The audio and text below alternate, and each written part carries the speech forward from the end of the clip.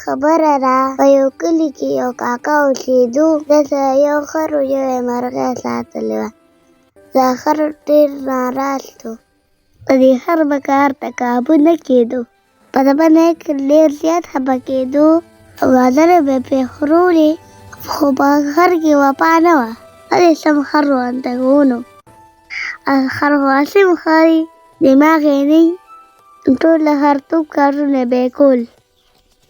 نو کیسه داسې وه چې د کاکا به پتې خرڅولې. یوه ورځ یې په هر ټوکرۍ کېښودې او د بتو بچي یې پکې واچول چې په بازار کې خرڅ کړي.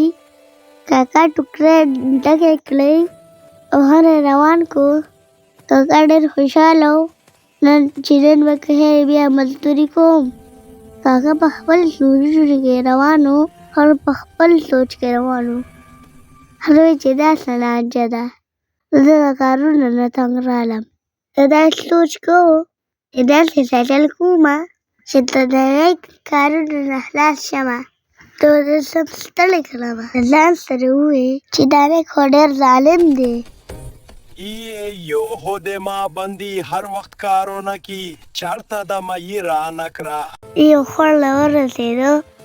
په دغه دوران کې کله چې دوی په اوبو ورېوتل، نو دې دوران کې هر توره کډه وډه شوه. ډېر شېبه دې وغورځېدې او د خر بوج لږ سپک شو. هر ډېر سورکی شو ځکه چې بوج پرې کم شو. هغه اړه کې شیطانت راغی. ځان یې د کس ته په اوبو کې راوغورځاوه چې د دې په وجه ټولې بد ته وتښتېدې.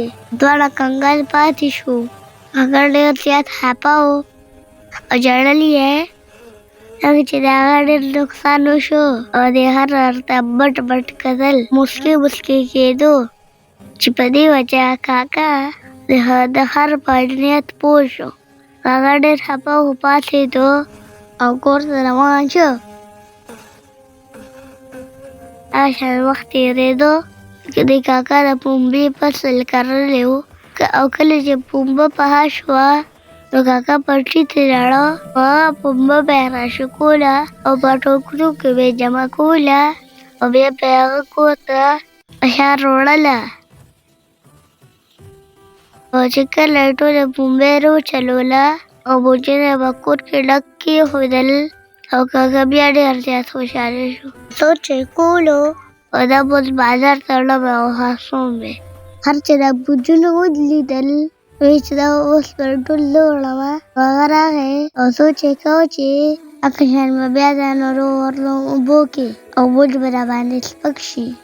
سهار د وخته کاکا په هر بوجونه کېښودل او بازار طرف ته روان شو. کاکا ډېر په امید و چې دا ځل مې فصل ښه شوی دی، دا مالوچ به ډېر پیسې وکړي. کله چې دوی هغه خړ ته ورسېدل او په اوبو پورېوتل، نو د خر په زړه کې هغه زړه خبره رایاده شوه. په اوبو کې سم روان وه یو ساعت او بیا یې په اوبو کې ټکرې وال شروع کړل. لکه ته به وایې چې زخ پې خوږېږي. او دا د شیطانتو کاکا حیران و چې په دې خر څه شوي دي. هغه خر راښکه چې هغه په دې کې په خپله راغورځېدو او خر هم په اوبو کې راغورځېدو.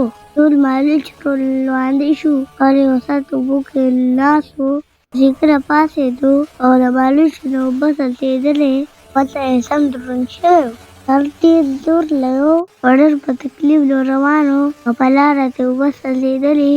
چې دوی بازار ته ورسېدل او خلکو ورته وکتل، نو ټول خلکو پورې خندل چې په دې وجه خر ډېر شرمنده شو. هر هغه بوجه وغورځولې او یو سایډ ته پټ شو. دې واقعې نه پس هر کې لږ لږ فکر راغی. ځان سره دا وعده وکړه چې جارې به هم خپل نیک سره دوکه نه کوم. هغه د خپل نیک او یو وفادار خر جوړ شو.